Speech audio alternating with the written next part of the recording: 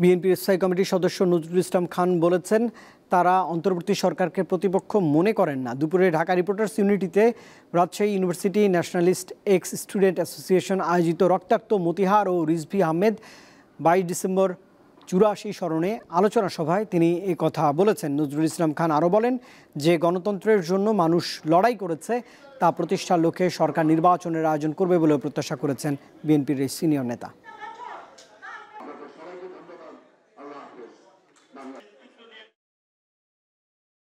তারা কি প্রতিপক্ষ আমাদের? আমরা তো মনে করি না তাদের প্রতিপক্ষ, এবং তারা আমাদের প্রতিপক্ষ হওয়ার যোগ্য।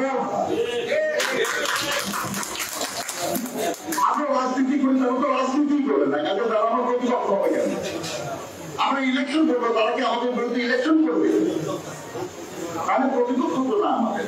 যে গণতন্ত্রের জন্য আমরা লড়াই দীর্ঘদিন ধরে করে চলেছি, সে গণতন্ত্র পুনঃপ্রতিষ্ঠার ক্ষেত্রটা প্রস্তুত করে একটা নির্বাচনের আয়োজন করবেন।